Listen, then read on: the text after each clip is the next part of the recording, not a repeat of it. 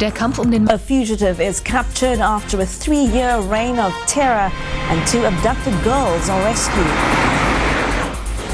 Supermarkets scramble to clear their shelves as spices containing a cancer-causing dye resurface.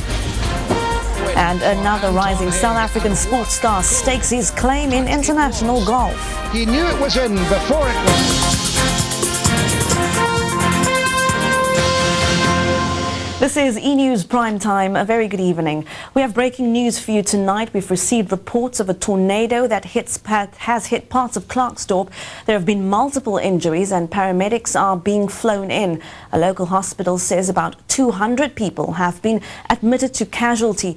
And it's believed an informal settlement was in the path of the tornado. An E-News team is on its way to the area as we speak, and we are hoping to bring you more on that in Morning Edition. A fugitive's 3-year reign of terror has finally come to an end. Johannes Mouers has allegedly been menacing the Hemel and Aarde community near Hermanus. He was captured this morning, and police have also found 2 children he's accused of abducting last year. Johannes Mouers is facing more than a dozen charges of rape, as well as housebreaking and abduction. He's been nicknamed the Phantom for his ability to evade arrest. It was here, in one of the most beautiful wine-producing regions in the country, that the 31-year-old would strike, and then simply disappear again.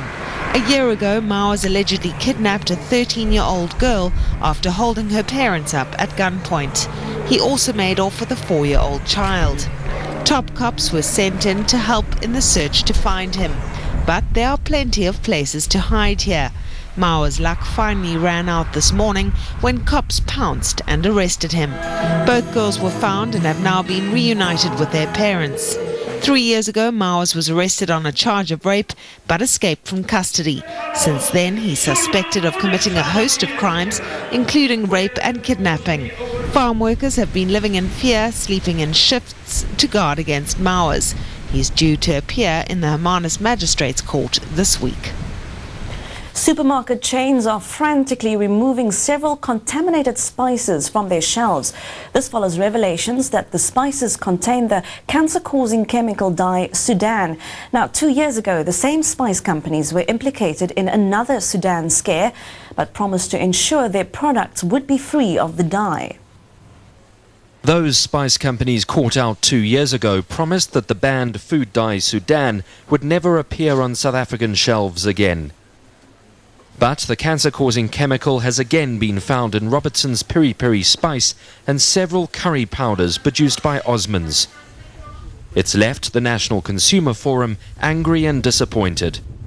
There is absolutely no reason that these foods are still available in our shops, and we know what threat they represent to the health and safety of our consumers. Fears first surfaced about using Sudan in food almost 90 years ago. Food scientist Dr. Aubrey Parsons says it should be banned, even though you'd have to eat a huge amount of it to raise your risk of developing cancer.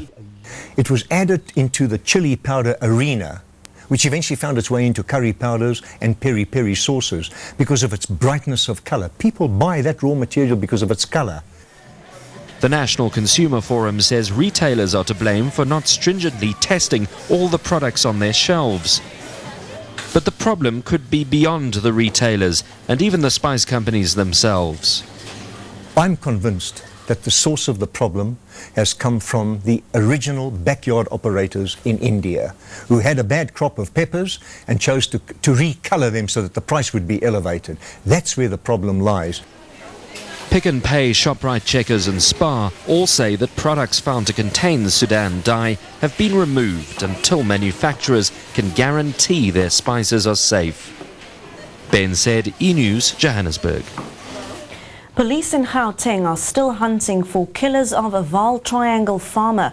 Willie Slubbert was stabbed to death in his home earlier this week, and today hundreds of mourners gathered on his farm to protest against crime. Willie Slubbert was found on his kitchen floor in a pool of blood, with numerous stab wounds to his neck, shoulders and chest.